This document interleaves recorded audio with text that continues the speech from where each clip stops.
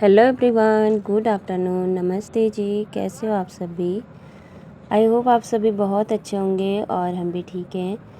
तो गाइस अभी दिन का टाइम था और हम बैठे हुए हैं बस में और दोनों बच्चे मेरी गोदी में सोए हुए हैं और हमारा सफ़र कंटिन्यू चल ही रहा है। और पिछले ब्लॉग में मैंने आप सभी के साथ शेयर किया था कि मैं आज अपने मायके जा रही हूँ।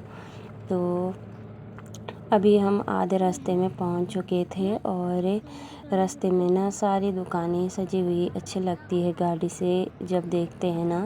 तो चारों तरफ का नज़ारा वैसे भी बहुत ज़्यादा खूबसूरत था क्योंकि हम जा रहे हैं उत्तराखंड के उत्तरकाशी ज़िले में, वहाँ पर मेरा मायका पड़ता है। और ये है चंबा बाज़ार का नज़ारा और यहाँ का ना बहुत ही सुंदर नज़ारा है। चारों तरफ का पहाड़ी और यहाँ पर ना घने घने से मकान हैं और बहुत सुंदर लगते हैं देखने में, जैसे कि आप सब वीडियो के माध्यम से देख ही रहे होंगे। और पहाड़ी रास्तों में ना बहुत ज़्यादा तबीयत भी ख़राब हो जाती है और दोनों बच्चों को और मैंने ना उल्टी की गोली भी खाई हुई थी। लेकिन जैसे ही हम चंबा बाज़ार के आगे आए ना चंबा तक, तो मेरी तबीयत बिल्कुल ठीक थी और दोनों बच्चों को नींद आ रही थी। तो दोनों बच्चे मेरी गोदी में सोए हुए थे और जैसे ही हम चंबा से आगे आए वैसे ही ना मेरी भी तबीयत ख़राब होने लगी, बहुत ज़्यादा रींग हुई।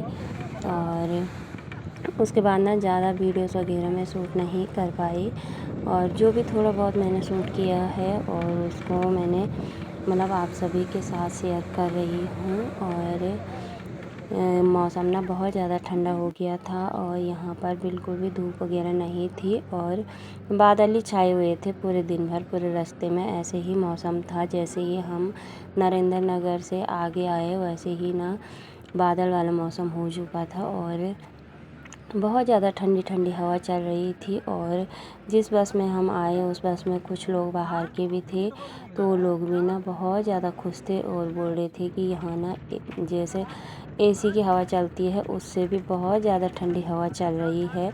और अभी यहाँ पर मेरा बेटा उठ गया था और मेरी तबीयत ख़राब हो रही थी, तो मुझे बोल रहा था मम्मी मेरी गोदी में सो जाओ। और आज ना पहली बार ऐसा हुआ था कि मेरे बड़े वाले बेटे को मतलब रींग भी नहीं हुई और उल्टी भी नहीं आई।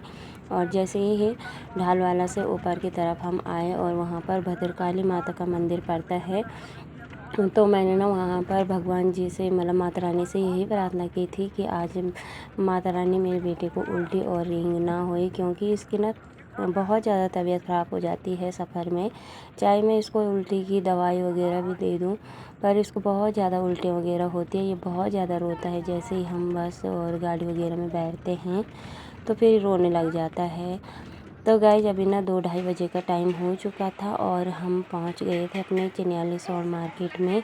ये ना मेरे मायके का मेन मार्केट है, यहीं से सब कुछ सामान वगैरह हम लेके जाते हैं जब भी ज़रूरत पड़ती है। और यहाँ पर फिर बच्चों को लग गई थी भूख और दोनों बच्चे मेरे ना बड़ा वाला और इसके पापा तो अच्छे से आए, इनको कोई दिक्कत नहीं हुई। बस जैसे हम चंबा से आगे आए वैसे मेरी को और मेरे छोटे वाले बेटे को रिंग वगैरह होने लगी, तो हम दोनों सो के ही आए और बहुत ज़्यादा हालत ख़राब हो गई थी। और फिर हमने यहाँ पर मंगवा दी थी चाउमीन, बच्चों ने जिद की क्योंकि रास्ते में हमने इनको कुछ भी नहीं दिया और सुबह भी कुछ नहीं दिया था, बस खाली पेट आए थे, दवाई वगैरह खाई थी और उसके बाद कुछ भी नहीं खाया। बस थोड़े बहुत इन्होंने रास्ते में एक पैकेट चिप्स खाया और खाना वगैरह कुछ नहीं खाया। तो फिर बच्चों को भी भूख लग गई थी। और यहाँ पर ना जो ये दुकान है, यहाँ पर ना भैया बहुत ही ज़्यादा अच्छे चाउमीन और मोमो वगैरह बनाते हैं। तो पिछली बार भी जब हम आए थे ना तब हमने यहीं पर चाउमीन वगैरह मोमो वगैरह खाए थे, तो मेरे बच्चों को इस बार भी याद था और फिर बोल रहे थे मम्मी इसी वाली दुकान में चलो और वहाँ पर हमको चाउमीन और मोमो खाने हैं। तो चाउमीन हमने खा ली थी, फिर हमने मोमो मंगाए और मोमो भी खाए और गाड़ी में हमने अपना सामान वगैरह रख दिया था। जो गाड़ी हमारे मतलब मेरे मायके जाती है और उसके बाद ना उनको और सवारी वगैरह लेने के लिए दूसरी जगह से आना था। तो फिर हमने बोला कि हम ना आधे रास्ते तक आ जाएंगे, जहाँ पर मतलब उनकी गाड़ी हमें मिल जाएगी। तो फिर हम आराम आराम से चल रहे थे, क्योंकि गाड़ी में बैठकर हम बहुत ज़्यादा बोर हो चुके थे और अच्छा लग रहा था पैदल चलने में। और जहाँ पर हमें गाड़ी मिलेगी वहाँ पर हम पहुँच चुके थे, और यहाँ पर मैं बैठी हुई थी और ठंडा लग रहा था, और अभी बारिश की बूंदें भी आ रही थी। और ये चिन्याली सौड़ का पुल है यहाँ पर, जो नया पुल बना हुआ है। और चिन्याली सौड़ के चारों तरफ का नज़ारा कुछ इस प्रकार से है। और रोड के किनारे पे यहाँ पर ना ये झूले वगैरह लगे हुए हैं बच्चों के। तो मेरे बच्चों को तो मज़ा ही आ गया था, क्योंकि यहीं पर हमको गाड़ी का इंतज़ार करना था और यहीं पर इनको झूले वगैरह मिल गए थे।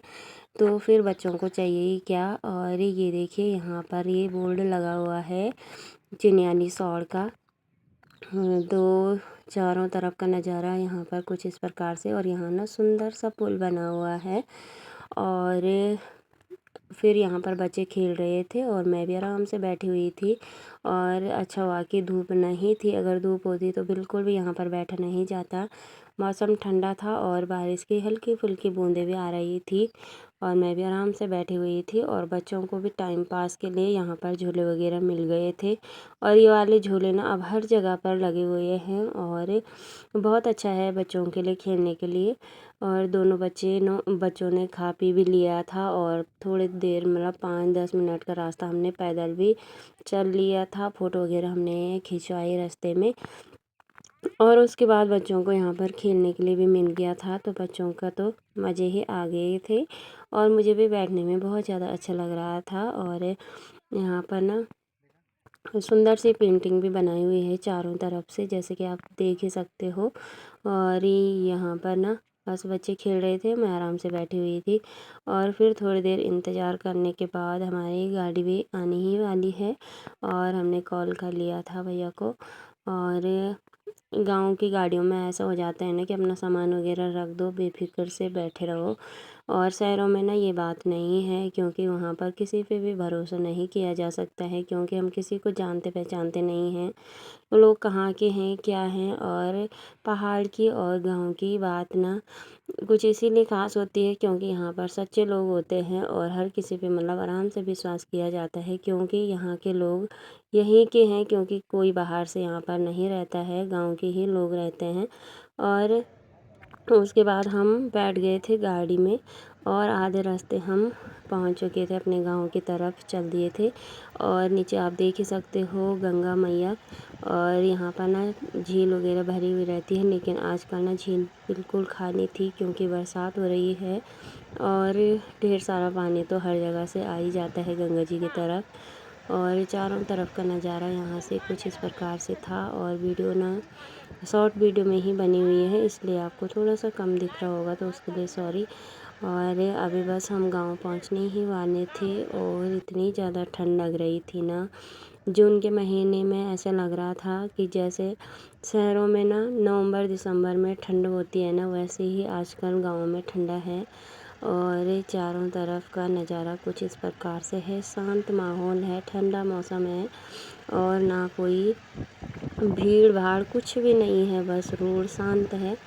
और चारों का तरफ का नज़ारा भी बहुत ज़्यादा खूबसूरत है, और इसीलिए ना पहाड़ सबको पसंद आते हैं, क्योंकि यहाँ पर सुकून है, क्योंकि हम शहरों में कभी उम्मीद भी नहीं कर सकते हैं कि इतना सुकून हमें शहरों में कभी मिलेगा। और फिर हम पहुंच चुके हैं अपने स्टैंड पे, ये हमारे गांव का स्टैंड। और ये देखिए ये मेरे मायके का बोर्ड लगा हुआ है जगड़ गाँव। और इधर से मम्मी आ गई थी, और दोनों बच्चे भाग के चले गए थे अपनी नानी के पास, क्योंकि मेरी मम्मी आ रही थी हमें लेने के लिए। और हमारे गांव में चल रही है भागवत कथा, तो मम्मी भागवत कथा में गई थी, और मैंने कॉल कर लिया था, तो फिर मम्मी जल्दी से हमें लेने के लिए रोड पे आ गई थी।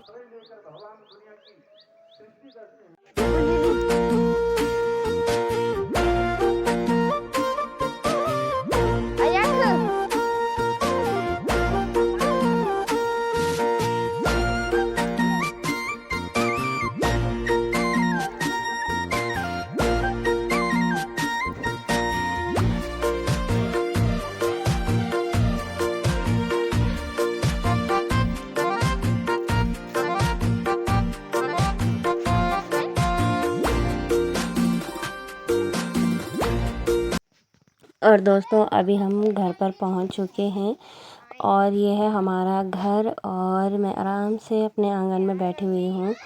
और यहाँ पर मेरी मम्मी ने सिरफल वगैरह तोड़ा। जैसे कि हम मतलब घर वगैरह पहुँचते हैं ना, तो उत्तराखंड में आपको पता ही है देवी देवताओं का वास रहता है हर जगह। और यहाँ पर जैसे ही हम घर पहुँचते हैं ना, तो सबसे पहले सभी देवी देवताओं के नाम का हमने यहाँ पर सिरफल वगैरह तोड़ दिया है मम्मी ने। और चारों तरफ मतलब सिरफल को चढ़ा दिया है सभी देवी देवताओं के नाम का। और अभी हम आंगन में बैठे हुए हैं और मेरे बेटा ऊपर से वीडियो वगैरह बना रहा है। और हमारे घर के चारों तरफ का नज़ारा कुछ इस प्रकार से है। और अभी हल्के हल्के से धूप आ चुकी है और आंगन में चीड़ के जो पत्ते होते हैं वो बिछाए हुए थे। और ये देखिए, ये क्लिप ना मुझे बाद में यहाँ पर मिली। और ये है मेरे मायके का गांव का नज़ारा, चारों तरफ का आप देख ही सकते हो, बहुत ही ज़्यादा खूबसूरत नज़ारा है। और हमारे गांव के पानी तरफ भी बहुत सारे गांव वगैरह हैं। और इस वाली गाड़ी पे हम जनेली शोर से यहाँ पर आए थे। और उसके बाद ना हम पहुँच चुके हैं अपने किचन में। और यहाँ पर मम्मी ने हमारे लिए खाना वगैरह बना कर रखा हुआ था, दाल चावल। और फिर मम्मी ने हम सबको खाना वगैरह यहाँ पर दे दिया था। और रायता बनाया खीरे का, और दाल थी, चावल थी। और घर का दाल चावल था तो बहुत ही ज़्यादा अच्छा हो रहा था, टेस्टी हो रहा था। और यहाँ की हवा और खाने का तो मज़ा ही कुछ और है। और वो भी माँ के हाथ का बना हुआ खाना है, तो आप समझ ही सकते हो कितना अच्छा हो रहा होगा। ये मैं आप सभी के साथ बयान नहीं कर सकती हूँ, क्योंकि इस चीज़ को ना सिर्फ फील किया जाता है, बयान नहीं किया जा सकता है। और मम्मी ने हमारे लिए पुदीने की चटनी भी बनाई हुई थी। और बहुत ही ज़्यादा मज़ा आया खाना वगैरह खाने के बाद। तो गाइस, इससे अगले दिन का ब्लॉग मैं आप सभी के साथ बहुत जल्दी शेयर करूँगी। तो कैसा लगा आपको हमारा आज का ब्लॉग, कमेंट करके ज़रूर बताइएगा। और अगर आप चैनल पर पहली बार आए हो तो प्लीज़ हमारे चैनल को सब्सक्राइब भी ज़रूर कीजिएगा। मिलते हैं जल्द ही। नमस्ते, बाय बाय।